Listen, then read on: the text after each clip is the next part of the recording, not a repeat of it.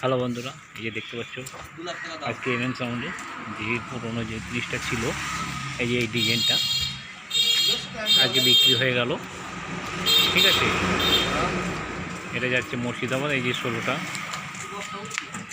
এই 16টা এমএন সাউন্ডে ছিল, 16টা বিক্রি হয়েছে।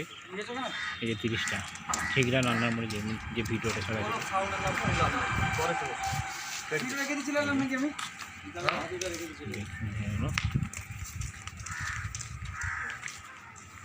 পরে ফোন করিস। আচ্ছা,